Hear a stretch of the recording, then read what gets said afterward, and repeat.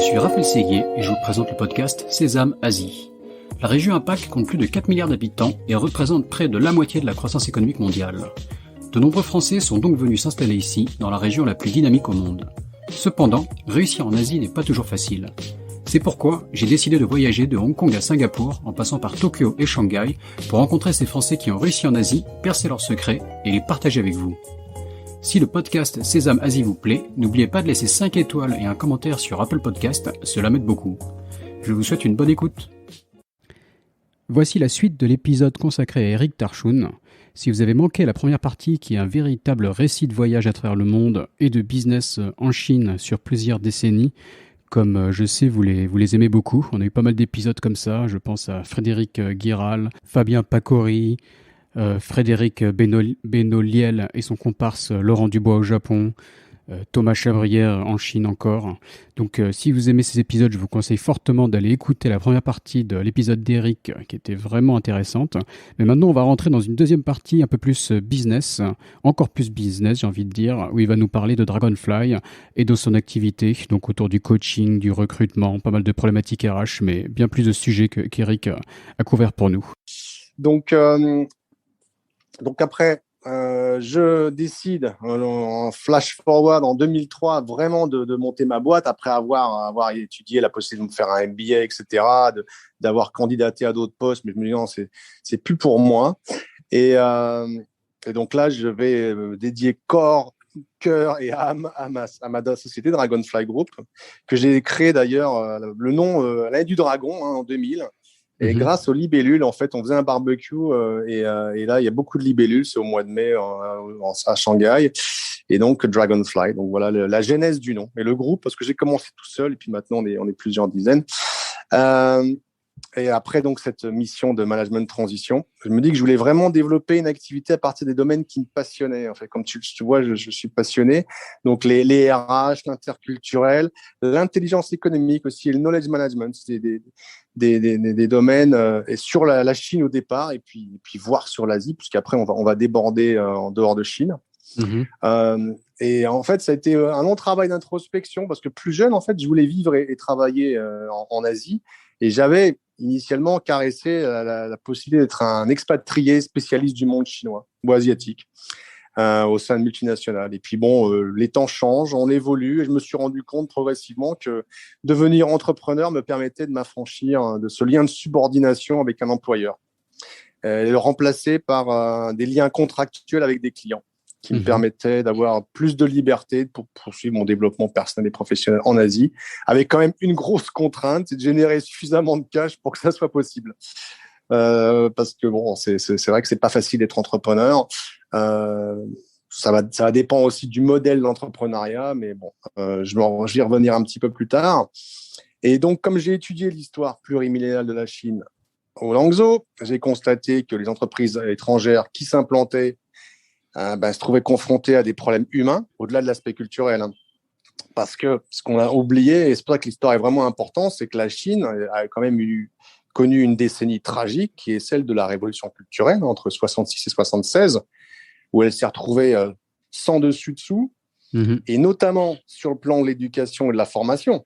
Tu sais, les écoles, les universités ont été fermées, les enseignants ont été envoyés en rééducation. Mes beaux-parents qui étaient universitaires, enseignant la littérature anglaise et russe, ils ont été obligés de brûler leurs bouquins et d'aller travailler dans les champs. On t'imagine. Donc, c'était vraiment une période chaotique. Ouais, une génération sacrifiée, quand même. Exactement. Et les conséquences de cette période sur la gestion des entreprises pèsent encore aujourd'hui. C'est-à-dire qu'en Chine, tu as très peu de leaders compétents qui ont plus de 60 ans. Ils ont tous été pas ou peu formés dans les entreprises chinoises. Et alors, dans les entreprises étrangères, c'est clair que si tu analyses le comité de direction, c'est des gens qui sont beaucoup plus jeunes. Je parle des Chinois. Donc, les dirigeants chinois locaux sont plus jeunes qu'à l'étranger, à un même niveau de responsabilité. Et souvent, ils manquent de maturité personnelle, d'expérience, et un comportement et un leadership qui est très cassant. Alors, c'est une structure très hiérarchique. Donc voilà, donc j'ai intégré un peu progressivement tout ça. C'est comme un puzzle en fait. Si tu veux, j'assemble progressivement les pièces du puzzle.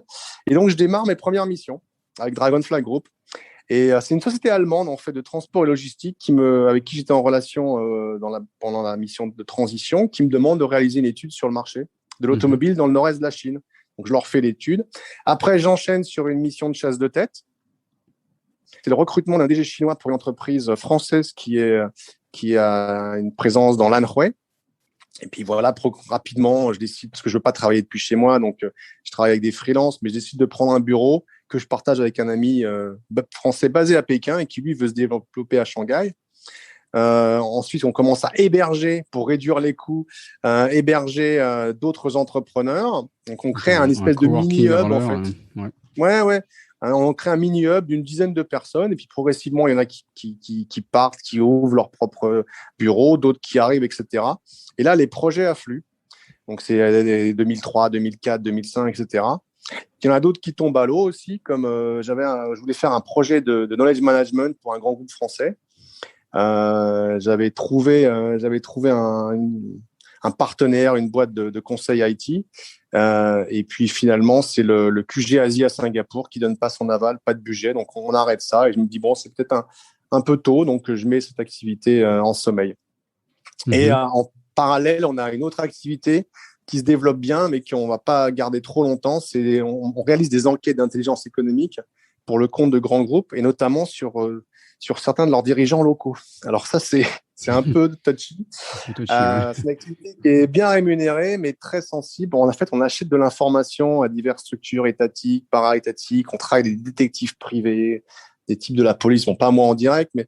Et là au bout de quelques années, j'interromps parce que ça devient vraiment, vraiment compliqué et vraiment risqué. Donc ça, on a détecté des malversations de dirigeants locaux. Ouais, notamment. Ouais. Et ou même faire. C'était un complément avec notre activité de recrutement par approche directe. Si tu veux, ça fait partie du contrôle de référence. Mais là, ça va au-delà du contrôle des références. Parce qu'il se trouve que tu as des dirigeants chinois comme étrangers d'ailleurs qui sont en Chine et qui sont employés par une multinationale, mais qui en parallèle vont développer d'autres business. Ouais, et pourquoi est-ce que pour toi c'était le côté touchy, toi, il y avait des retours le touchy, c'est que ouais, et puis progressivement, tu sais, il y a eu une histoire avec un Anglais, Peter Humphrey, qui a été arrêté par la police parce qu'il avait mené une enquête pour le compte de GSK il y a quelques années. Nous, on a travaillé sur des problématiques assez proches. J'avais aucune envie de finir dans une prison chinoise. Donc, voilà. Donc moi, en directement, non, parce que je passais par des intermédiaires, mais bon, tu peux remonter après. Bien sûr. C'est vêtements. Vu de l'extérieur, on a l'impression que c'est des trucs d'espionnage, etc. Il doit y avoir un côté assez excitant. Non, c'est de l'intelligence économique, c'est pas de l'espionnage, c'est de la recherche d'informations concurrentielles. Ouais, c'est comme une enquête, quoi. Tu dois croiser l'information, il y a un côté, plus d'enquêteur, en tout cas, espionnage, le terme mal choisi, mais plus d'enquête, ouais. Ouais, mais tu sais, la chasse de tête, c'est aussi une enquête. La chasse de tête, ce que les gens oublient ou ne savent pas, un chasseur de tête, il a un mandat d'un client pour trouver un ou plusieurs profils pour un poste. Et donc, avec des mots-clés, etc. Et donc, l'approche, c'est une approche directe. Donc, tu utilises ton réseau, tu contactes les gens directement, etc.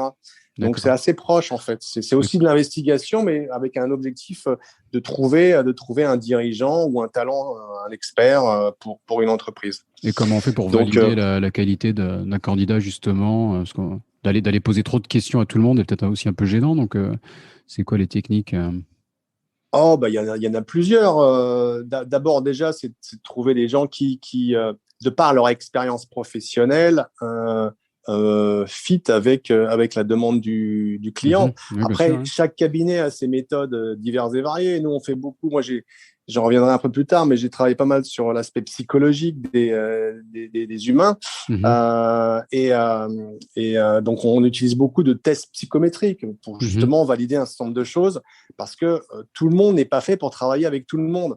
Il y a des personnes qui sont très bonnes à un tel type de poste et qui seront moins bonnes dans d'autres. Et puis, leur système de valeurs est en adéquation avec la culture de l'entreprise, ça facilite le mariage. En fait, le bon recruteur, c'est un bon marieur. En fait, c'est-à-dire quelqu'un qui va trouver un candidat ou une candidate dont le système de valeurs et les envies, etc., vont être en adéquation avec la culture de l'entreprise et le challenge offert par l'entreprise pour une période donnée.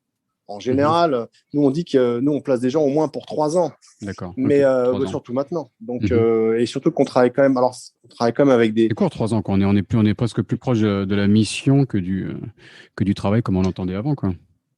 Ouais, mais quand je dis 3 ans, c'est pour donner un chiffre. Ouais. Là, par exemple, tu vois, dans l'Anhui, le directeur que j'ai placé en 2004, il est toujours en poste. Donc, ça fait 17 ans, si tu veux. Donc, mais c'est difficile sur un marché aussi dynamique que le marché chinois. De dire à des clients, bah voilà, parce que ça nous, ça dépend pas de nous aussi, ça dépend aussi de leur qualité, de la qualité de leur management, la qualité de leur projet d'entreprise. Et ça, en tant que consultant extérieur, on n'est pas du tout impliqué là-dedans. Nous, on leur propose des profils de gens qui ont été évalués, dont on pense qu'ils sont bien par rapport au challenge proposé par notre client. Mais après, même si on les suit, hein, on les coach, etc., ça reste quand même une relation duale entre l'entreprise cliente et l'individu. Voilà. Ouais, tout à fait. Ouais. Donc, la chasse de tête, bah, ça rapporte pas mal, même s'il y a une augmentation de la concurrence à l'époque. Il faut obtenir une licence pour faire du recrutement en Chine. Nous, on l'a pas tout de suite. On est dénoncé par un concurrent mal intentionné. Moi, c'est un peu particulier parce que je suis en route en famille pour la Havane parce que j'aime bien les cigares et je veux absolument aller faire un tour là-bas. Et on se fait dénoncer, alors branle-bas de combat. Et c'est là aussi où tu vois que la réactivité des Chinois est impressionnante. Donc, on arrive à mettre en place un plan de gestion de crise à distance et en activant des guans ici, on trouve une solution favorable, etc. Et quelques mois plus tard, on va enfin obtenir le sésame, c'est-à-dire la licence du ministère des Ressources humaines et de la Sécurité sociale, qui nous autorise officiellement à pouvoir réaliser des prestations de recrutement en Chine. Ce qui n'est pas le cas de beaucoup de boîtes. Donc, ça, c'est bien parce qu'on peut montrer ça aux prospects et aux clients. C'est un élément supplémentaire pour les convaincre de travailler avec nous, de montrer que nous sommes une entreprise légale et sérieuse. Et la chasse de tête, comme je te le disais, c'est beaucoup plus haut de gamme, l'investissement est plus élevé. Et puis, il y a beaucoup de valeurs à intégrer, donc les tests, le contrôle des références, un coaching de prise de fonction, etc. Alors, le marché évolue en Chine à l'époque. Hein. Tu as des entreprises qui, au contraire, veulent réduire les coûts et beaucoup de gens pensent que le recrutement, c'est facile. En fait, le recrutement, c'est très complexe. C'est un art et non pas une science. Alors, même si tu peux rajouter des tests et le rendre un peu plus cartésien, c'est quand même un art. Il y a des gens qui sont doués pour faire du recrutement et d'autres pas du tout. Avec ou sans formation, hein, mais après, il y a quand même des invariants, quoi.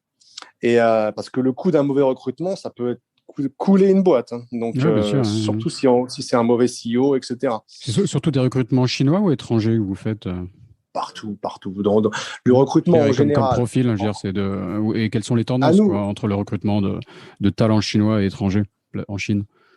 C'est essentiellement des Chinois quand même. Les étrangers, encore aujourd'hui, il y en a moins maintenant, parce qu'il y a quand même là, on attend les résultats, mais les estimations, c'est qu'il y a une baisse du nombre d'étrangers en Chine de l'ordre de 40%. Ah ouais, mais c'est clair que les entreprises. Ouais, mais il n'y a pas beaucoup d'étrangers en Chine. En fait, les statistiques que l'on a, qui sont un peu anciennes, tablent entre 600 000 et 1 million d'étrangers, dont 80% de Coréens et de Japonais. Donc, et là, avec le Covid et l'effet le Covid, c'est vrai que c'est vraiment un signe noir et un comment dire, un changement de paradigme, hein, dans la localisation des talents. Mais c'est vrai qu'aujourd'hui, les entreprises étrangères, je parle des étrangères, les Chinois c'est un peu différent, même si les entreprises chinoises recrutent de plus en plus des talents étrangers, les entreprises étrangères ont cisé. Moi, je pense que c'est normal, mais il ne faut pas aller à l'extrême. Il faut quand même garder un peu d'ADN de l'entreprise du pays d'origine. Donc voilà. Et pourquoi tu vois le développement des recrutements étrangers par les entreprises chinoises? C'est quoi les tendances derrière ça? Parce qu'elles ont besoin d'acquérir de nouvelles compétences qu'elles n'ont pas forcément en interne. Parce qu'elles ont besoin aussi, pour certaines qui se globalisent, d'avoir des experts en interne qui puissent les aider à s'implanter et à réaliser une vraie stratégie sur d'autres pays, hein, en Asie ou dans le monde entier. Et donc, de plus en plus d'entreprises chinoises recrutent des talents étrangers. Alors après, c'est pas simple parce qu'idéalement, quand on est un talent étranger et qu'on travaille en entreprise chinoise, moi je l'ai fait à Taïwan il y a très longtemps, si on parle pas le chinois, c'est compliqué, quoi, déjà. Même quand on parle chinois, je pense que ça reste compliqué. Hein. C'est pas, c'est pas facile de s'intégrer dans une boîte chinoise. Ça reste compliqué parce que Mhm. ça oblige à modifier son système de valeurs et son système de vie. Sachant que pour un Chinois, il n'y a pas vraiment de frontière entre sa vie personnelle et sa vie professionnelle. Donc, quand tu travailles pour une entreprise chinoise, si tu veux, il y a moins de congés. Le week-end, ton patron peut très bien t'appeler en disant bah, il faut que tu me fasses cette étude, etc. Si tu veux, tu es un peu taillable et corvéable à merci, sauf à très haut niveau. Donc et puis, les entreprises chinoises aussi commencent progressivement à intégrer des étrangers. C'est nouveau. C'est comme les entreprises japonaises dans les années 70-80, si tu veux. C'est vraiment le début. Et c'est quand même des entreprises avec une très forte culture et composante ethnique. Donc c'est pas évident de s'intégrer. C'est pas fait pour tout le monde, même pour les Chinois. Il y a beaucoup de Chinois qui ont travaillé pour des entreprises étrangères et qui après rejoignent des grands groupes chinois ou des grosses PME chinoises et qui n'arrivent pas. Et nous, on en voit, on en récupère fréquemment à des très bons niveaux, des gens qui nous disent bah ouais, mais ça fait 2-3 ans que je bosse pour une entreprise chinoise, mais j'aimerais bien retourner dans une entreprise étrangère. Ça me correspond plus en termes de système de valeurs professionnelles et puis d'équilibre de la vie perso, pro. Parce que on dit il y a un changement dans les valeurs des Chinois, surtout des plus jeunes, qui veulent vraiment trouver un équilibre entre leur vie personnelle et leur vie professionnelle, contrairement à leurs parents qui ont trimé comme des malades. Et puis en plus, dans certaines grandes villes, si tu veux, les parents ont beaucoup travaillé, ont acheté plusieurs appartements. Les enfants, il y en a certains, c'est minoritaire, hein, il y en a certains qui travaillent pour s'occuper, grosso modo. Donc ces gens-là, pour les intégrer, c'est un peu compliqué, quoi, en termes de management. Enfin voilà, donc... Et donc, tu places des dirigeants à des postes stratégiques, mais quelque part, comme tu disais, tu les accompagnes aussi, quoi. Il y a une activité de coaching pour, une fois qu'ils sont mis en place, s'assurer qu'ils soient efficaces, ou c'est quoi? Enfin, sur quelle partie vous les coachez, comment vous travaillez avec eux? Alors, sur le coaching, en fait, on a commencé à le pratiquer en 2008. En fait, ce sont des clients qui nous ont dit, ben voilà, vous nous avez placé des dirigeants ou des experts. Est-ce que vous pourriez les accompagner pour que dans leur prise de poste, pour qu'ils comprennent un peu mieux comment on fonctionne, etc., notre culture d'entreprise et autres. Moi, j'en faisais un peu de manière privée, pro bono, si tu veux, mais là, je décide à ce moment-là, en 2008, avec 2 collègues chinoises, de démarrer une première formation à Shanghai. On a d'autres collègues qui nous rejoindront après. Après, je la poursuis à Hong Kong et en distanciel avec les États-Unis. D'abord, on se forme au coaching individuel, donc en one-to-one, donc pour coacher une personne, et après, coaching d'équipe. Et on va développer progressivement un autre service d'accompagnement qu'on proposera plus tard aux équipes de direction interculturelles, parce que ici les équipes de direction, tu as une partie d'étrangers minoritaires et sinon le reste ce sont des Asiatiques et surtout des Chinois d'ailleurs. Donc le coaching, moi je décide vraiment de pousser à fond, et en parallèle j'ai des amis plus expérimentés qui me disent écoute, tu devrais consulter un ou une psychologue. Donc, j'arrive à trouver une psychologue française à Hong Kong qui a travaillé à la fois en clinique et en entreprise et qui va m'accompagner pendant 6 mois pour me permettre de comprendre les limites du coaching et d'aider au-delà de la position de coach. Parce qu'en fait, tu as des problématiques qui sont de l'ordre du coaching et des problématiques qui sont de l'ordre de la psychologie, voire de la psychanalyse. Et ça, un coach peut pas les traiter, quoi. Donc, il faut savoir où s'arrêter et à quel moment il faut conseiller au coach d'aller voir un psy. Ça m'est arrivé quelques fois de conseiller, voilà. Et donc, cette activité de coaching prend rapidement son essor. Et donc, le coaché sont principalement des Chinois auxquels l'employeur étranger, dans la plupart des cas, nous demande de les aider à développer une meilleure compréhension des attentes que la hiérarchie a à leur égard, à les aider à converger vers le projet de l'entreprise étrangère et sa filiale chinoise. Et la pratique du coaching en Chine, elle est nouvelle à ce moment-là. Donc, il est nécessaire de bien faire comprendre aux coachés que leur employeur investit dans leur développement personnel et surtout que le coaching est une récompense et pas une punition. Justement pour qui oui, non, parce que ça peut être mal interprété, parfois On peut se dire, qu'est-ce que je fais pas bien, on vient me compléter, ouais, ça peut être mal interprété. C'est la question que tout le monde se pose d'ailleurs. Et nous, on a besoin que les coachés participent activement, si tu veux. Sinon, on va pas vraiment avancer. Mhm. Donc pour ça, on va traiter un certain nombre de problématiques. Et souvent des problématiques de comportement. En fait, tu as des managers qui sont extrêmement toxiques parce qu'ils ont beaucoup de pression. Et donc, pour ça, il faut qu'on comprenne un peu comment ils pensent. Parfois même, on a été amené, c'est assez rare, mais à coacher l'épouse du coaché. Et puis à travailler aussi avec son équipe. Donc, les gens, c'est subordonné et les autres parties prenantes dans l'organisation. Tu sais, on fait souvent des mini-audits jusqu'à 360 degrés des personnes qui travaillent avec le coaché pour savoir quelle expérience ils ont de leur collaboration avec lui ou avec elle. Et donc, on a besoin aussi d'adapter des outils parce que les tests psychométriques sont essentiellement occidentaux. On les adapte à un public local, quoi, afin d'éviter d'avoir des résultats biaisés ou inexploitables. Mhm. Mais Mhm. le plus important, en fait, c'est de gagner la confiance des coachés et de leur faire confiance, de leur faire comprendre plutôt qu'ils peuvent s'accepter. En fait, si tu veux, tout le monde a des travers de comportement plus ou moins lourds et tout le monde a des ressources pour se développer et pour réduire ou résoudre les contradictions qu'on a tous à l'intérieur de nous, quoi, afin de mieux vivre notre vie. Donc, euh, donc, si tu veux, le coaching, c'est vraiment différent du conseil, c'est vraiment différent du mentoring, où en fait, tu as un mentor qui va te transférer de la bonne pratique, des connaissances via le partage d'expérience, quoi. Mhm. Donc, pour le coaching, en fait, il est important de définir les objectifs au départ. Alors, les objectifs, naturellement, peuvent évoluer, hein, il faut être très pragmatique, mais en fonction naturellement des attentes de l'employeur et puis du coaché, donc et des changements qui vont être perçus sur une durée. En général, les projets de coaching, ça dure plus de 6 mois, sauf quand le coaching est vraiment très très compact, c'est-à-dire une séance toutes les semaines, parce qu'il y a un problème vraiment urgent à résoudre et que le temps est limité. Mais ça peut durer jusqu'à 2 ans. Moi, j'ai eu ma mission de coaching la plus élevée, si j'avais placé un CEO dans une boîte et les actionnaires m'ont dit, bah, écoutez, vous allez le coacher. Et puis, parce que il fallait renverser la tendance, l'entreprise perdait beaucoup d'argent, etc. Et j'ai été récompensé, entre guillemets, par un bonus parce que le type a fait un super travail et il a équilibré les comptes de la boîte au bout d'1 an et il a rendu positif en trésor au bout de 2 ans, quoi. C'est quoi les KPI qui sont fixés en général sur un coaching? Souvent, c'est de l'amélioration du comportement. D'accord. Mais qui est facilement mesurable, tu vois? Enfin, c'est quoi là?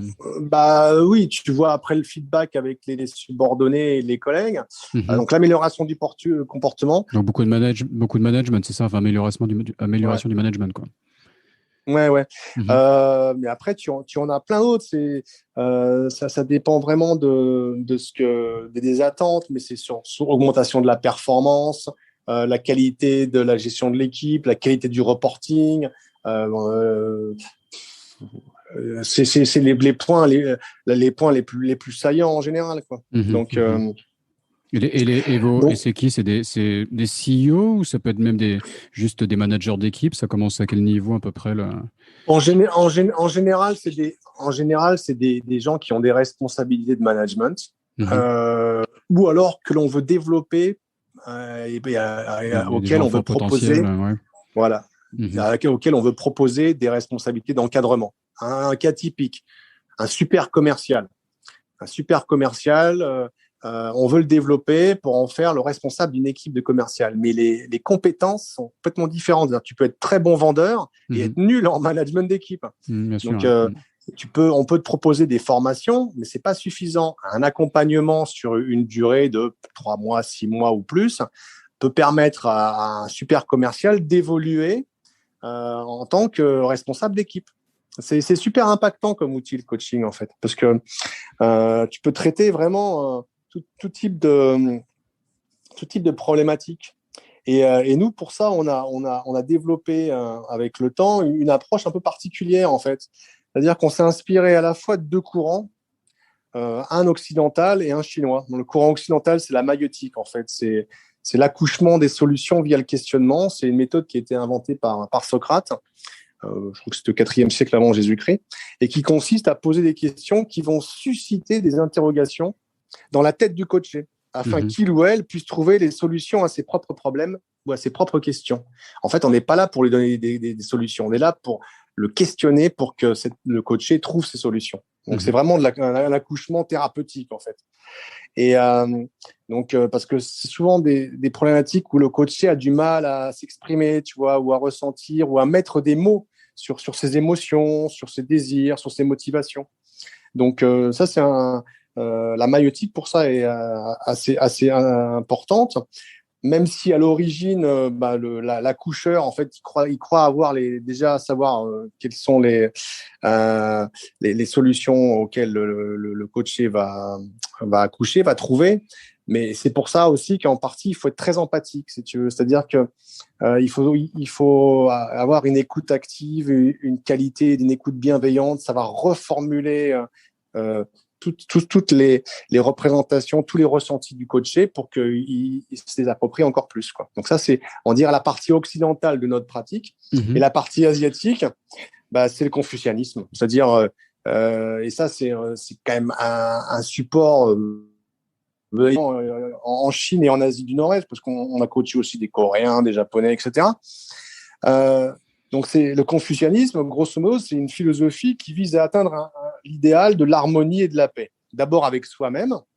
Donc, ça, c'est l'aspect, on va dire, spirituel, éthique, etc.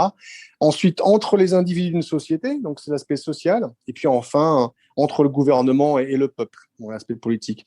Donc, les Chinois ont ça, ils veulent se perfectionner.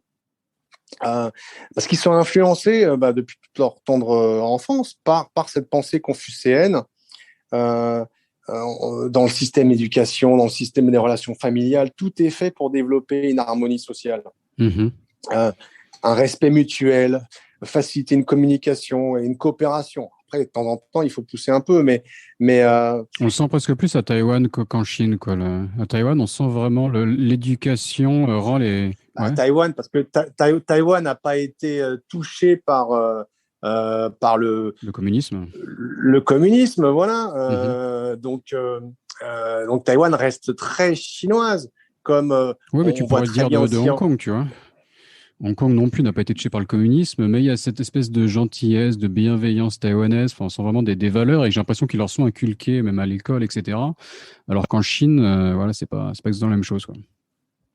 Ouais, et puis même à Hong Kong a été une colonie britannique. Donc, sur les Britanniques, leur système, c'est quand même on va gérer une infime partie de la population, donc qui va être utile pour gérer le territoire, et puis le reste, on les laisse un peu se débrouiller, quoi. Les Taïwanais ont été aussi inspirés par les Japonais, parce que le Japon a quand même occupé Taïwan pendant une cinquantaine d'années. Donc, et pareil, si tu regardes la Corée, si tu compares la Corée du Sud et la Corée du Nord, j'ai eu la chance d'aller dans les deux pays. La Corée du Nord, ils ont développé une pensée autonomiste, axée à la fois sur le confucianisme et tendance dure, avec des couches de marxisme-léninisme et pensée Kim Il-sungiste, etc. Et côté sud-coréen, ça reste très, très confucéen. Donc, d'ailleurs, leur drapeau reflète l'esprit. Donc voilà, donc ça c'est important d'intégrer pour nous les deux aspects, l'aspect occidental socratique et l'aspect confucéen asiatique, pour mieux aider les gens à se développer. Et dans la relation du coach au coaché, en fait, on intègre aussi une relation plurimillénaire qui est duale entre ce qu'on appelle le shefu, donc et le shuetu. Alors le shefu, c'est le maître, c'est un peu le père, et le shuetu, c'est l'élève, le disciple, tu vois. Et ce rapport est basé à la fois sur l'expertise et l'expérience. Et on intègre aussi parfois la notion de l'arche d'enseignant. Donc si tu veux, on a voulu quand même, puisqu'on est en Asie, en Chine, on a voulu quand même utiliser le substrat culturel dans notre pratique de coaching. Et on trouve qu'en mélangeant les deux, c'est pour ça que moi je suis très partisan de la fusion entre prendre le meilleur de l'Orient, le meilleur de l'Occident, dans notre pratique, qui est d'ailleurs en plus empirique, donc on va perfectionner avec l'expérience. ça nous permet d'aider les coachés, sachant quand même que on a beaucoup de coachés chinois notamment qui n'ont jamais vécu et étudié à l'étranger, notamment dans le monde occidental, et donc si tu veux, ils sont habitués à des relations très hiérarchisées. Parce que dans la société chinoise, il y a quand même une hiérarchie importante, consciente ou inconsciente, mais elle est consciente. Le recours au titre est important. Le recours, tu vois, la relation duale entre le sachant et la personne qui apprend, etc. Donc ça, c'est quand même fondamental. Ouais, le patron écrase un peu ses employés dans la relation, et peut-être qu'un employé chinois peut se retrouver perdu avec dans un environnement plus égalitaire qu'il peut retrouver dans une entreprise étrangère, j'imagine. Ouais. Exactement, Raphaël. C'est tout à fait. Tu mets le point sur une dimension cruciale en fait. Dans les sociétés occidentales, les relations sociales sont souvent empreintes de plus d'égalité. Bon, en surface, hein, c'est pas toujours. Après, quand tu peux creuser dans cette société, c'est pas le cas. Et donc nous, on s'efforce de combiner ces deux approches sous une forme d'un espèce d'ethno-coaching qui est assez récent et qui est une pratique très dynamique, qui est ancrée dans le non-jugement d'autrui et qui permet aussi aux coachés de bénéficier d'une écoute active et bienveillante. Et c'est l'intérêt naturellement d'avoir des coachs qui soient bien alignés et en paix avec eux-mêmes. Ça, c'est important. D'où mon expérience de psychologie antérieure. Et donc cette pratique de coaching, une fois qu'ils l'ont compris, ça leur permet d'améliorer la connaissance qu'ils ont d'eux-mêmes et par ricochet, améliorer leur relationnel, leur leadership, leur qualité, leur capacité de travailler en équipe, de reporter à une hiérarchie étrangère dans la plupart des cas, avec une culture différente. Là, tu vois, on a une mission en cours où le coaché doit reporter un Européen qu'il n'a jamais vu parce qu'il y a eu le Covid. Donc, la personne n'a pas pu se déplacer en Chine. Et effectivement, on sent que c'est une jet d'autre parce que le coaché avait l'habitude déjà d'un dirigeant qu'il connaissait, qu'il avait déjà vu plusieurs fois, et puis en plus sur la durée, là depuis 1 an et quelques, il a une autre personne, et c'est pour ça que le coaching a été lancé. C'est parce que il y a des problèmes de communication, etc. Donc on est là pour essayer d'aider aussi les deux parties à mieux travailler avec elles-mêmes. Et il y a un autre point aussi en Chine notamment, mais c'est le cas aussi pas mal en Asie, c'est que beaucoup de coachés n'ont jamais eu l'occasion de s'ouvrir sur les troubles qu'ils ont à l'intérieur. Tu sais. Même si naturellement, nous, on reste cantonné aux affaires. Mais comme tu le sais, en Asie, le personnel et le professionnel sont intimement liés. Donc, c'est vraiment important de gagner la confiance et ça peut prendre du temps, voire plusieurs semaines. Donc voilà, ça c'est un point bien qu'il fallait vraiment souligner.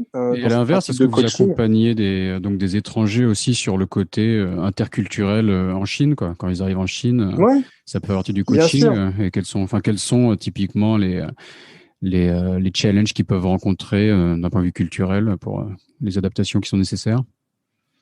Oui, alors on accompagne à la fois via notre bureau à Paris, qui est un bureau qui fait essentiellement de la prospection et puis du coaching et de la formation interculturelle à destination d'étrangers qui vont travailler en Chine, voire ailleurs en Asie, mais quand même essentiellement sur la Chine. Et puis ici. Alors après, ça dépend aussi de la politique d'entreprise. Que les entreprises qui sont prêtes à investir pour préparer leurs expatriés avant de partir en Chine et un suivi pendant quelques mois à leur arrivée. Et ça, honnêtement, c'est quand même un avantage. Après, parfois, il y a des expatriés qui le refusent, qui veulent pas, qui disent non, moi j'ai pas besoin de ça. Et puis, et souvent, tu as aussi beaucoup d'entreprises qui n'intègrent pas cette pratique dans leur politique d'expatriation. Pour moi, c'est une erreur parce que c'est toujours plus positif d'arriver dans un pays, dans une culture vraiment différente, avec quelques outils, avec une boîte à outils, avec quelques éléments de réflexion et de compréhension de la culture locale. Ça permet de gagner du temps. Mais c'est pas encore une pratique qui est très, très intégrée. Ça dépend des sociétés, ça dépend en fait à la fois de la vision que le management et la direction des ressources humaines ou certains opérationnels ont justement de cette importance de connaître la culture locale, surtout dans des pays, on va dire, complexes, comme la Chine, le Japon, la Corée, l'Inde, etc. Il y en a d'autres, hein, je ne les limite pas à cela. C'est important, c'est toujours un plus de gagner, d'arriver dans un C'est un endroit. plus, mais il faut que ce soit bien fait, quoi. Pour avoir eu quelques formations comme ça, avoir été dans des groupes qui les pratiquaient, je pense que ça a une grande valeur si c'est bien fait. Mais si l'intervenant n'est pas d'une grande qualité, ça peut vite tourner aussi un peu en mode bullshit. Ça peut être un peu creux, quoi. Donc, je pense que voilà, ça faut vraiment que ce soit de grande qualité, quoi. Ouais, Je ne sans doute doute. pas Enfin, que écoute, j'ai pas testé les services de Dragonfly, mais je ne doute pas qu'ils sont de non, qualité. non. Mais Non, mais on a pas mal de belles références, mais je vais pas m'épancher sur le sujet. Mais ouais. c'est clair que ça dépend de la vision du leadership. Nous, on a eu pas mal de clients, que ce soit des PME ou des grands groupes, qui ont décidé, pour des individus, pour des familles, pour des groupes de personnes, de les former. Et même plus récemment, on a des sociétés qui nous demandent de former, donc ça c'est en France, à la culture chinoise et à comment on travaille avec les Chinois, comment les Chinois utilisent les médias sociaux et des personnes françaises ou basées en France qui n'iront jamais en Chine, mais qui travaillent avec la Chine. Donc ça, pour moi, c'est une forme d'intelligence, quoi, d'essayer de comprendre un peu comment ça marche, puisque la Chine représente maintenant pour beaucoup d'entreprises un de ces marchés les plus importants, numéro 1, numéro 2, numéro 3. Enfin, souvent, on est dans les 5 plus gros marchés mondiaux. Donc, quand tu traites avec des gens dont tu connais pas la culture, pour moi, la culture, la connaissance, on va dire le quotient culturel, donc cette capacité à comprendre la culture de l'autre, c'est un avantage concurrentiel. C'est clair. Je veux dire, il faut, dans un monde globalisé comme aujourd'hui, c'est quand même où on se bat sur des territoires qui sont complexes. Je pense au niveau des développements de produits, au niveau de la rapidité d'exécution, etc. Pour moi, ça me paraît évident. Tu peux leur recommander d'écouter ce podcast. Ça peut être un outil aussi d'information sur la Chine et l'Asie. Écoute, j'espère que les gens qui écouteront ils prendront du plaisir et s'enrichiront, quoi. Donc, tu vois, pour revenir au coaching des Chinois, si tu veux, c'est vraiment important pour eux de pouvoir échanger, parce que on est quand même dans une société extrêmement concurrentielle. Ce que nous on essaie d'expliquer à nos clients, pas uniquement clients, parce qu'on s'exprime aussi sur d'autres forums au dehors de l'aspect commercial, mais aux individus et aux entreprises françaises et étrangères, c'est que certes, l'Asie est en plein développement, il y a beaucoup de possibilités, mais justement, il est important de s'intéresser quand on travaille avec ces populations, à s'intéresser un minimum à leur culture millénaire, qui sont souvent méconnues. Il faut expliquer. C'est nécessaire même. Hein. Je pense qu'on ne peut pas faire abstraction de ça en Chine. Non, mais tout le monde ne le fait pas. Tu vas expliquer aux employeurs que le système chinois ou asiatique est extrêmement compétitif, que ce soit sur le plan scolaire ou professionnel. C'est le système le plus compétitif au monde. On dit aujourd'hui que ce sont les gens les mieux formés au monde, les Asiatiques du Nord-Est, hein, donc de la sphère confucéenne, qui comporte la Chine, la grande Chine, Hong Kong, Taïwan, le Japon, la Corée, Singapour et le Vietnam, on va dire. Et donc, il faut expliquer justement que la face aussi est importante dans ce contexte-là, que la notion de permission est cruciale, ça on oublie, hein, qu'au-delà de la peur de perdre la face, la notion de respect de la hiérarchie est fondamentale. C'est des structures qui sont extrêmement hiérarchisées, et le mode de pensée est très hiérarchisé. Et que les nombreux locaux, ils attendent d'avoir la permission de leur responsable hiérarchique avant de prendre la moindre initiative.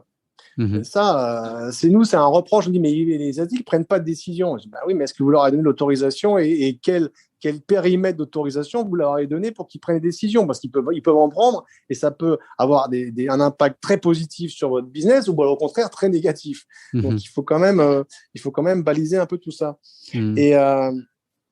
Et par exemple, moi j'ai eu la chance, j'ai enseigné quand j'étais à Taïwan, je suis passé pour un Canadien à l'époque, et j'ai enseigné le français et l'anglais à des enfants.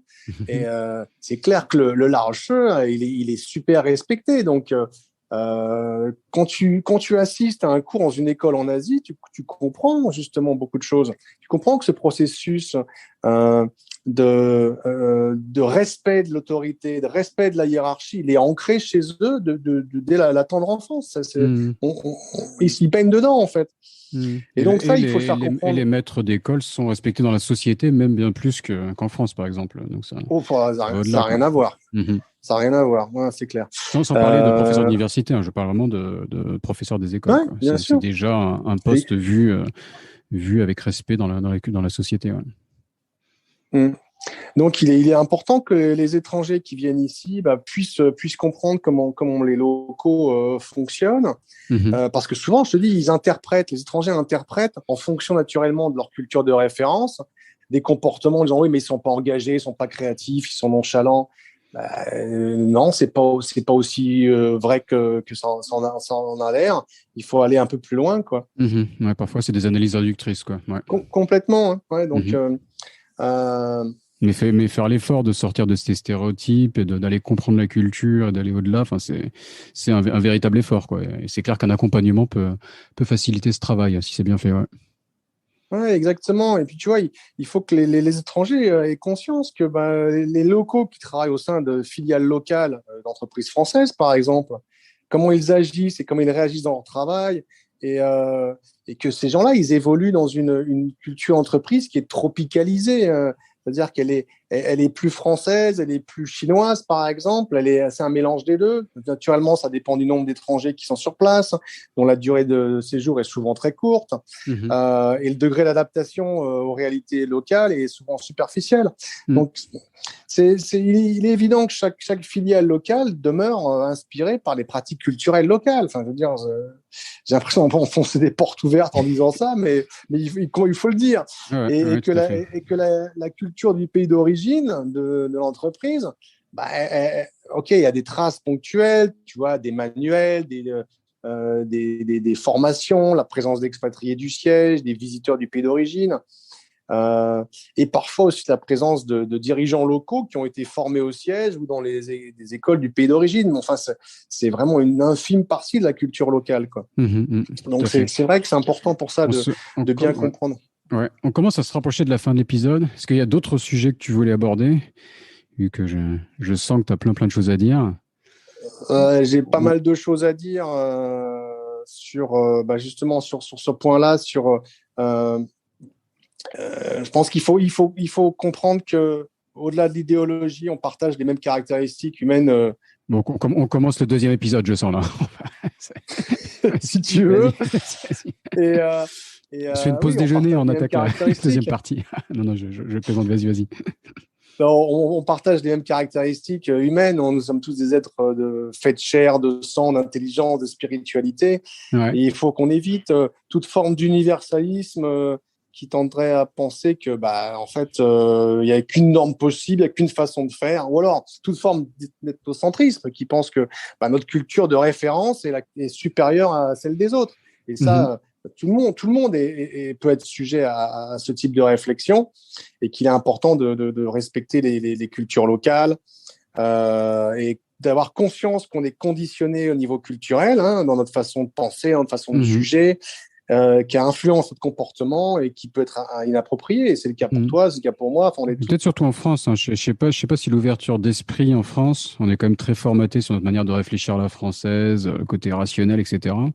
Et ouais, Ouais. le français un peu, pour employer un mot un peu négatif, un peu têtu, un peu buté, voilà, peut être très intelligent, avoir Mm. plein de compétences géniales, mais peut arriver en Chine, voilà, totalement dans son formaté à la française et ne pas s'ouvrir sur la Chine, quoi. Ce qui est parfois nécessaire, que tu l'expliquais très bien.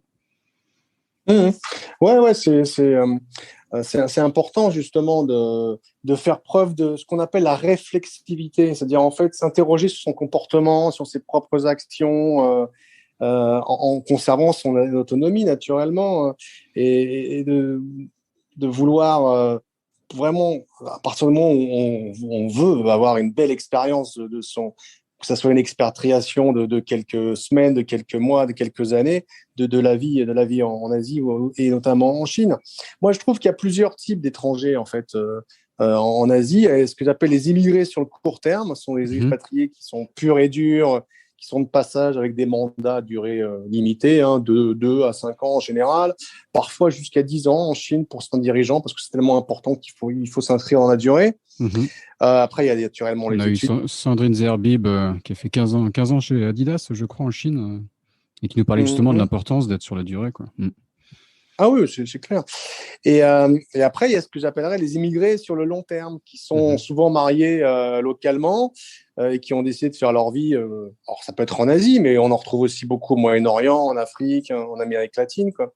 Enfin, moi, personnellement, comme je te le disais, il me paraît difficile d'approfondir la réalité des pays aussi complexes que la Chine sans vivre une relation avec les locaux et sans s'intéresser à eux, quoi. Donc, et là, il y a aussi un point que je souhaite souligner, c'est justement que des immigrés sur le long terme, j'ai constaté, en parlant avec certains amis, ont maintenant de plus en plus difficulté à socialiser avec des expatriés qui sont sur le court terme. Il y a plusieurs raisons à ça. Ouais. D'abord parce que l'expérience du pays elle est différente. Et ils considèrent que les expatriés ont une appréciation vraiment superficielle du pays d'accueil. Par ailleurs, il y a un autre souci, et ça j'ai réalisé plus récemment, c'est l'engagement émotionnel en fait. C'est-à-dire qui est généré par la création et le développement de relations amicales avec des expatriés. En fait, cet engagement, il n'est pas pérenne. C'est-à-dire que les expatriés, ils viennent 3 ans ici, 3 ans là-bas. Et beaucoup d'immigrés sur le long terme ont dit, moi, ça ne m'intéresse pas ou plus d'avoir sur des amis qui, dans 2 ans, vont partir. Voilà, voilà. Donc, en fait, tu as maintenant plusieurs microcosmes et donc les immigrés sur le long terme, ils tendent à privilégier les relations amicales et sociales entre eux. Et ça, je trouve que ça s'est renforcé, notamment avec le Covid. D'accord, donc ça veut dire que et aussi c'est ce qu'on voit à Taïwan. À Taïwan, il y a moins d'expatriés et beaucoup plus d'étrangers qui sont sur le long terme. Donc c'est des populations un peu différentes ici, par exemple. Mais de ce que tu décris, donc on a les expatriés qui typiquement c'est des contrats de 3 ans, qui arrivent en Chine, qui, sauf exception, ne parlent pas chinois forcément, qui ne connaissent pas la culture. Et versus des gens qui sont mariés avec des femmes, pour des Français, une femme française, une famille française qui se retrouvent peut-être aller à l'école française dans une espèce de microcosme français, versus des gens qui sont là par exemple depuis 10 ans, mariés avec une locale, qui parlent la langue, qui connaissent la culture, qui sont bien plus intégrés, quoi. Donc tu as vraiment des profils différents, c'est un peu ça que tu décris, quoi. Ouais, c'est ça, ouais. Et les entreprises, l'expatrié a sa valeur, mais quelque part, il y a peut-être un mix à faire, de faire un mélange comment tu les appelles, de contrats locaux et d'expatriés, quoi. Ouais, oui, ça peut être contrats locaux, on va dire, au niveau juridique, mais effectivement, moi, ce que j'ai constaté, c'est que beaucoup de PME françaises, notamment, axaient le recrutement sur des gens qui parlaient la langue et qui sont souvent mariés avec des locaux, parce qu'ils ont besoin d'un engagement sur le long terme, parce que c'est beaucoup plus stratégique pour eux et risqué d'avoir des gens qui ne restent pas longtemps. Ils n'ont pas la capacité à mettre en place le roulement des expats en plus, quoi. Donc, ouais. Exactement. Alors que les grands groupes ont cette capacité et donc sont un peu plus flexibles, mais quand même en fonction de leur implantation en Chine et de leur politique aussi des ressources humaines internationales, tu as certains grands groupes qui de plus en plus veulent des expatriés qui restent plus de 5 ans, voire 10 ans. C'est vrai que 3 ans, c'est court quand même, hein, le temps de s'adapter, etc. Tu fais rien. Ça passe vite, quoi. Tu fais rien en 3 ans. Et pour les équipes locales, de voir passer un nouveau patron tous les 3 ans, ça doit être usant aussi, quoi, au moment. En 3 ans, tu fais venir un expert qui va transférer de la connaissance. C'est tout, grosso modo. Ou alors sur une opération peut-être de fusion-acquisition, tu as besoin d'experts, une expertise pointue. Mais après, non. Moi, je trouve que sauf circonstances particulières, de transfert de connaissances notamment, comme je viens de l'évoquer, tu fais rien en 3 ans. Tu fais rien, vraiment rien. Donc, non, il faut quand même plutôt avoir des gens qui s'ancrent dans la durée, quoi. Ok, donc, très bien. Voilà. Donc, en tout cas, moi comme tu le vois ou que les auditeurs l'entendront, je me considère vraiment comme un artisan du conseil en RH interculturel. Ouais. Avec nos équipes, on s'efforce vraiment de faire un travail bien fait, personnalisé et de faire évoluer aussi la relation avec les clients. dans plutôt des partenaires que des simples fournisseurs de services. Et naturellement, pousser à aider à résoudre des problèmes RH et interculturels, des missions complexes en fait, parce que notamment quand on travaille dans une altérité comme l'altérité chinoise, c'est difficile du siège et même parfois de la filiale, mais moins quand même d'avoir une vision claire. Donc et c'est pour ça que naturellement on a développé la société en évitant les propositions de rachat, en restant vraiment indépendant, autofinancé, etc. Mm-hmm. Et voilà, et je sais que tu as dû interviewer pas mal d'entrepreneurs, et c'est clair que quand tu évolues sur un modèle d'autofinancement, c'est une contrainte qui pour moi a été complexe au départ, mais j'ai voulu quand même garder la liberté du cabinet et ça permet aussi de répondre rapidement aux évolutions. Donc, je sais que beaucoup d'entrepreneurs, on a tous eu des problématiques quand on gère des petites structures, des nuits agitées parce qu'il faut payer les loyers, les salaires, etc. et que les clients payent tardivement. Mm-hmm. Mais bon, ça, Donc, il y a des hauts et ça des fait bas. partie. Et est-ce que tu as un conseil à donner avec ton expérience? Est-ce que ce choix de rester indépendant s'applique à tout le monde? Quel conseil tu donnerais aux entrepreneurs qui nous écoutent? Peut-être plus jeunes que toi, tu vois, qui te suivent. Je pense déjà moi, ce que je dirais, c'est que il faut déjà à peu près savoir ce qu'on veut faire. J'ai vu beaucoup, parce que j'ai coaché un certain nombre d'entrepreneurs, j'ai vu beaucoup d'entrepreneurs qui pensaient à l'exit avant de démarrer leur business. Je n'appartiens pas à cette école-là du tout. Mm-hmm. Moi, je pense que déjà, il faut bien préparer son business model avant de se lancer, avoir les reins un peu solides. C'est-à-dire, moi, je l'ai fait en autofinancement parce que j'avais gagné un peu de sous et donc je pouvais me permettre de démarrer tout seul. Après, lever des fonds, ça peut être très bien aussi, sachant que ayant travaillé avec des fonds d'investissement, de private equity, mais en tant que conseil, je sais qu'ils sont durs. Je préfère les avoir comme clients que dans mon capital. Et ça, chacun voit midi à sa porte. Je pense que nous, on a travaillé.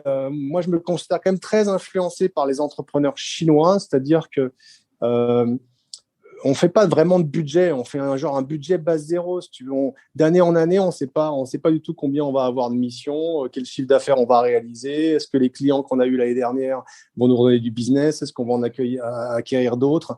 C'est à la fois risqué, mais en même temps extrêmement flexible. Et jusqu'à présent, on a toujours réussi à se développer grâce à ça, en l'autofinancement et à monter depuis Shanghai. Aujourd'hui, on a des bureaux on était à Canton, à Shenzhen, à Hong Kong, à Paris, à Chengdu, à Wuhan. Là, on a ouvert à Singapour, une boîte, la Singapore Research. Mm-hmm. Donc, on a toujours réussi à se débrouiller, quoi. Donc, mais il faut avoir un peu les reins solides. Et moi, je pars du principe que j'ai vu beaucoup de gens en fait se cramer parce qu'ils avaient levé 1 million, 2 millions d'euros de fonds et tout brûler en 1 an ou 2 parce qu'ils n'ont pas réussi à gérer, si tu veux. Je crois que quelque part, j'en parlais avec pas mal d'amis entrepreneurs, quelque part, commencer avec des petits budgets et investir de manière assez conservateur, en ayant des effets de levier quand tu as plus de missions, plus de business, ça permet peut-être de mieux tenir et ça permet d'être très, très rapide. Mais après, je conçois très bien que beaucoup préfèrent lever des fonds et avoir une assise beaucoup plus importante. Nous, on est dans le service, donc on n'a pas besoin, on n'a pas de capex. Donc il y a peut-être une influence de cette culture startup, quoi, où il y a une logique sur les startups technologiques de se développer très vite, de prendre un marché et de viser un exit parce que les investisseurs sont derrière. Donc il y a toute une logique de la Silicon Valley qui a été développée et on est tous bercés, enfin peut-être la génération depuis, je sais pas, quelques années d'entrepreneurs est bercée dans cette culture.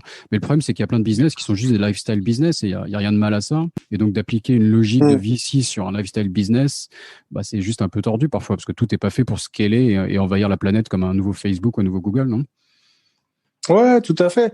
Après, ça dépend aussi de la vision de l'entrepreneur, enfin du responsable du projet. Je veux dire, tu transparais ton système de valeur transparaît à travers ton business model. Enfin, moi, c'est comme ça que je le vois, quoi. Moi, je me considère comme un artisan parce que je veux être indépendant, parce que je veux faire du travail bien fait. J'ai pas envie de travailler avec tout le monde.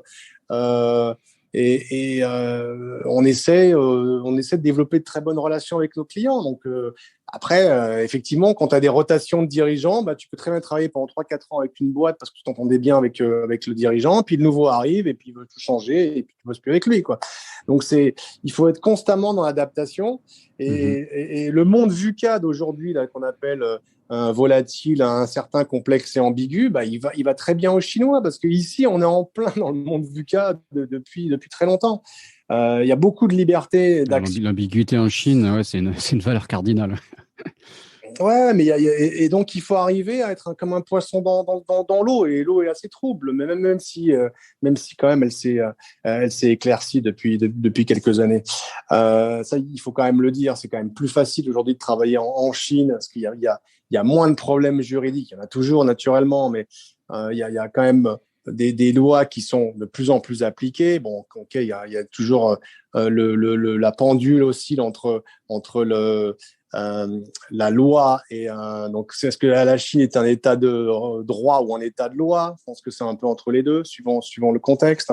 Mais bon, il y a quand même une professionnalisation de l'administration, il y a une professionnalisation du business, il y a une évolution des valeurs. Enfin bon, c'est clair que quand je parle à des gens qui ont vécu en Chine il y a 5 ou 10 ans, je leur dis mais vous ne reconnaîtriez pas la Chine aujourd'hui, quoi, ça va tellement vite que même quand on s'éloigne de la Chine quelques mois, ben, on trouve du changement. Donc Non, je témoigne pour avoir vécu en Chine et enfin, entre Hong Kong, Taïwan, on est un peu aux frontières de la Chine. C'est vrai que la Chine change très vite, et on ne la reconnaît pas, quoi. Moi, je me perds dans l'ancien quartier où j'habitais, pour donner un truc un peu plus concret, comme l'ancien quartier où j'habitais à Shanghai, là, de Jing'an-se.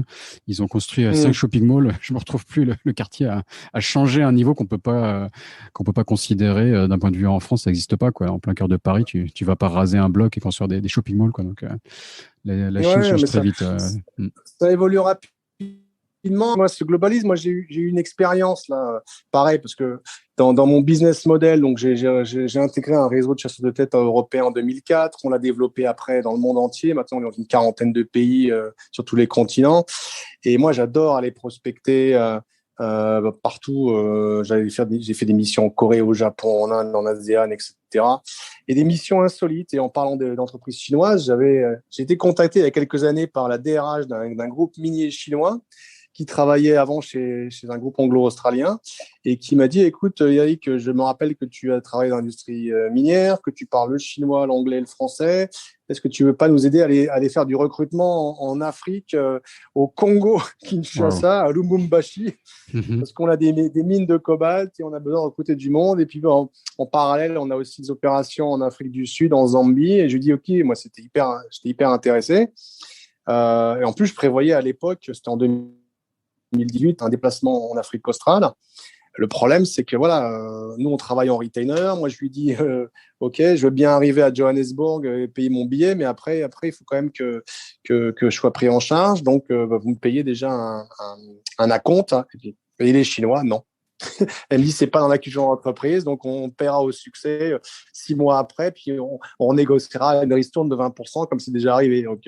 Donc ça aussi, dans l'achat de services, il y a un point qu'il faut signaler, c'est que nos amis chinois, ils ont un peu de problème à évoluer un intangible. Un service, on ne sait pas quelle est la valeur. Est-ce que ça vaut 1, 1000 ou 1 million, alors qu'un produit, c'est beaucoup plus facile à fixer un prix. Ils aiment bien acheter du matériel et ils sont mauvais payeurs. Donc là, ça fait une double. Ouais. Et puis ils aiment beaucoup négocier aussi. Donc, en plus. Et on avait monté une activité aussi dans la parfumerie en 2005. Je m'étais allié avec un parfumeur de Grasse, parce que j'ai de la famille dans le coin. Et donc, pour vendre des créations de parfums à des importateurs chinois, parce que le marché du parfum se développe tranquillement en Chine, hein, c'est pas le maquillage, c'est pas la beauté, mais ça se développe doucement. Et on développe, les ventes étaient pas mal parties. Et puis là, on comprend qu'il faut monter un vrai laboratoire. Et là, c'est un gros investissement. Et le parfumeur nous a dit non, c'est trop élevé pour nous. Et bon, finalement, on a laissé tomber au bout de 4 ans. Ça aurait pu être intéressant, mais bon, moi, je suis plus un homme, comme je te le disais, plus un homme de conseil que d'industrie. Donc, je me suis dit que c'était pas la peine de chercher des fonds et de monter quelque chose, peut-être à tort d'ailleurs, mais bon, voilà, quoi. Okay, Donc, okay. On arrive à 2 heures d'enregistrement. Je pense Voilà. que tu as battu le record. Je ne sais Bon. pas si tu as battu Fabien Pacori, ça, on le jugera a posteriori. Battu, c'est une compétition amicale, hein, ça s'entend bien. Mais Fabien a mis la barre haute, hein, donc il y a un challenge pour toi. On arrive à pas loin de 2 heures. Je vais peut-être couper l'épisode en deux pour que ça soit voilà, plus agréable à écouter pour les auditeurs. Est-ce que tu veux. Vas-y, continue. J'étais C'était une parti sur petite aussi. respiration. J'aurais presque besoin de faire une pause toilette à un moment là. Mais ça va, je tiens, vas-y. Non, je voulais revenir sur un point. Tu sais, quand j'ai décidé de devenir entrepreneur plutôt que faire un MBA, bon, ça a été un long cheminement puisque j'avais même demandé à des copains qui avaient fait MBA, INSEAD, etc., comment ça fonctionnait et autres. On a eu beaucoup d'INSEAD sur le podcast. Ouais. Ils sont très nombreux dans la région. Et j'ai eu je passe dans ma vie, j'ai eu beaucoup de clins d'œil, le hasard qui vient frapper à ma porte, ou les RH. Là, c'était le MBA, en fait.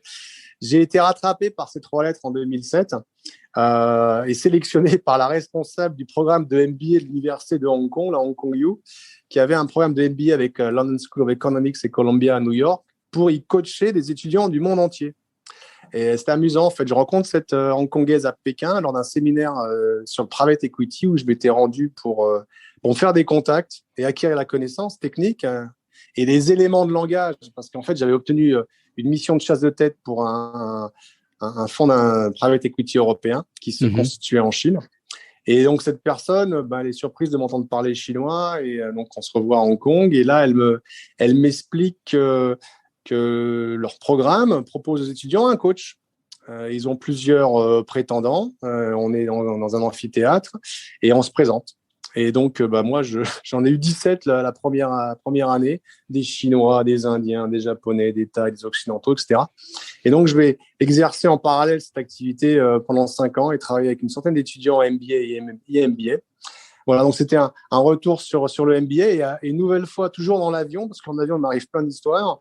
Je rencontre sur un vol entre Hong Kong et Wuhan un professeur entrepreneur israélien qui participe à la création d'un master sur le leadership de l'innovation à l'Université Polytechnique de Hong Kong, PolyU, avec lequel je reste en contact. Et il me fait découvrir en fait le concept de business scholar. Je ne connaissais pas, tu vois, c'était mi-entrepreneur, mi-homme d'affaires, mi-chercheur. Business scholar, c'est ça?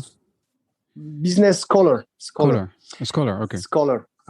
Et je décide de reprendre les études, mais en anglais, parce que je n'avais jamais étudié en anglais, en fait, en intégrant le master. Et donc, en mettant en pratique, le précepte confucéen d'apprentissage tout au long de la vie, qui pour moi est vraiment un des préceptes que je préfère. Et de manière amusante, cette expérience a le prélude à un projet bien plus ambitieux dans lequel je suis à l'heure actuelle, que je finis par lancer, toujours en parallèle de mon activité de dirigeant entrepreneur, c'est de faire une recherche doctorale. Au départ, je voulais faire donc un doctorat à Hong Kong, et finalement, je vais le faire à Paris, à l'université Paris-Dauphine, où je me rends en Europe depuis des années, parce qu'on a un bureau à Paris, on a des partenaires et des clients un peu partout en Europe. Et depuis 2017, en fait, j'ai fait pas mal de séminaires à Paris, à Dauphine, donc, et ensuite à l'université Tsinghua à Pékin et au Beijing National Institute of Accounting, parce que ce doctorat de Dauphine, la EDBA, a aussi un partenariat avec Pékin. Donc ça, c'est hyper intéressant de se retrouver tout seul, étranger, entouré de Chinois, à faire des cours en anglais et en chinois de doctorat. J'ai bien aimé ça. Donc c'est finalisé, c'est en cours, et c'est quoi le sujet? Non, les cours, les séminaires sont terminés, mais là, je travaille sur un sujet, en fait, qui a pris un peu de temps à germer, d'ailleurs, parce que je voulais initialement travailler sur l'accès des Chinois aux équipes de direction des sièges sociaux des entreprises multinationales européennes. Tu vois. Et en fait, c'est très anecdotique, leur présence. Il y a très, très peu de Chinois et de Chinoises qui sont au bord dans l'équipe de top management de l'entreprise européenne aujourd'hui, malgré le poids de la Chine dans les activités de ces entreprises. Et puis finalement, je me suis dit que j'allais étudier, parce que étant en Chine, c'était plus simple, étudier le fonctionnement des équipes de direction interculturelle des filiales chinoises d'entreprises françaises et européennes. Donc ça, c'est mon terrain de recherche. Et j'ai prévu de soutenir en 2022 Voilà. Ok, Donc, ok. Bah, félicitations, c'est donc une super entreprise. Hein. c'est pas fait, c'est pas terminé encore. Ah, bah, bonne chance, hein, plutôt. Ouais, plutôt bonne chance. Et donc voilà, en fait, c'est pour continuer à œuvrer au rapprochement entre les Chinois et les Français. En fait, ce travail de passeur culturel, si tu veux, qui est à la fois une passion et une entreprise de longue haleine, quoi. Parce que l'essor de la Chine a modifié la teneur des relations. Hein. Les Français, notamment en France, ne perçoivent pas toujours cette évolution. Hein. On a toujours pas mal de poncifs quand on parle de la Chine. Et puis, il y a eu un effet booster du Covid sur l'économie chinoise, mais sur aussi la façon dont la population chinoise considère ses relations avec le reste du monde. Et ça, on n'a pas toujours conscience en Occident, notamment un sentiment de grandeur retrouvé. La Chine a bien géré le Covid et une posture parfois assez nationaliste de certains d'entre eux. Donc voilà, c'est donc à suivre. Et tu m'avais demandé là mes recettes qui est la Chine. On va peut-être pas trop durer non plus. Donc j'ai réfléchi c'est toi le patron. Moi, j'ai sorti le transat là et j'écoute tranquillement. J'ai réfléchi juste quand il faut arrêter l'enregistrement quand même. J'ai un dernier truc à faire. Après, c'est bouclé. Ouais. J'ai réfléchi à la question. En fait, pour moi, mon cocktail, en fait, pour hacker la Chine, il faut être patient. Déjà, il faut de la patience. Il faut être réactif et pragmatique. Car seul le résultat compte.